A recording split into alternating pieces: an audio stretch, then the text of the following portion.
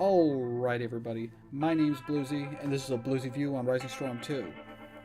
I played this game for thousands of hours. I played the predecessor to this game and this game for a total of 2,000 hours. So I really want to give just kind of a retrospective review on Rising Storm 2 and whether it would be worth it to buy it here in 2019 or whether you should probably just save your money.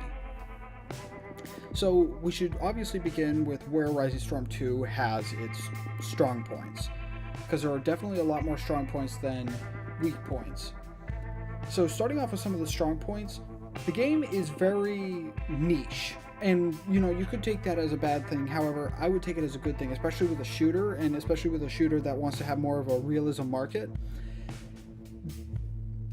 In this game, Tripwire Interactive definitely gets together with their community. They have an active Discord that they are constantly talking with players from all around the world in all different kinds of languages. When there's a bug, it's fixed. When there needs to have some kind of overpowered gun and we need to have that removed, you can talk to a dev about it. Not to mention that the community has a large input onto how the game will progress.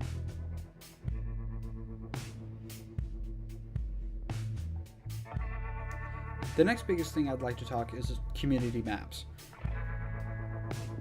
Back in the day in games like Team Fortress 2, Garry's Mod, Counter-Strike, a large part of the gaming community of those respective games was community maps. The community could add to the game as they felt fit. And with Rising Storm 2, with its realism-esque genre and focus, it is obvious that a lot of community creators have created maps that replicate actual Vietnam battles or replicate photos that they've seen of the Vietnam War and tried to recreate what that would have been like in a war zone. This has led to some very well built maps that have been even adopted by the actual creators of the game and have been put into the actual files of the game, which is just an excellent idea in my opinion. Because the more the community can sink their teeth into the game to help build onto it, the more the game's going to be around. So I've been talking a lot about realism, and I think I should really pick up on that. When this game was designed back in 2015 and 2016 by Tripwire Interactive, they really focused on having guns act correctly, having guns sound the right way, having the costumes work well.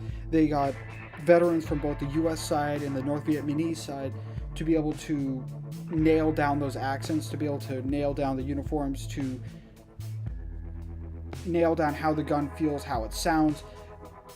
They really took their time to really figure out how the Vietnam battle could have been replicated in a video game.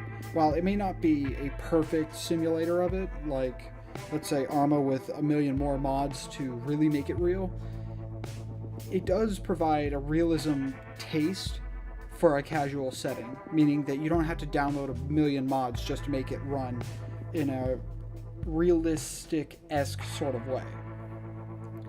They take a lot of time trying to balance the classes, because classes on one faction are obviously different from another. The US may be more well equipped, but they're also louder, they're also more clunky.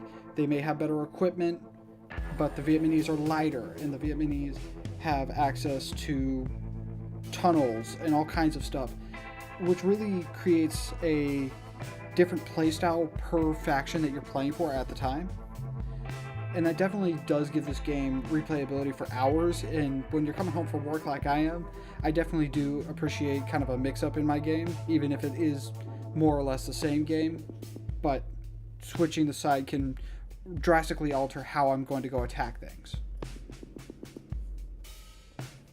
So moving on to the downsides of this game does have a niche community, which again, as I did say, can be a downside.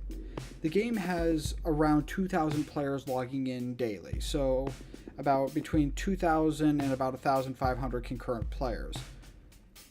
While this is lower than launch, it has remained steady at this for the past 6 to 7 months, and I can always find a full server whenever I log on at almost whatever time of day, whether it be in the night for me because I'm in the United States, or it be in the day for me.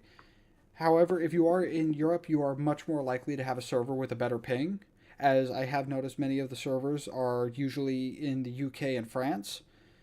But if you speak French and English, you should be fine, as the pings are not that crazy bad. When you look at them on the server browser, they'll say 200, but usually they only act like maybe 100 or maybe 90, depending on, again, where the server may be.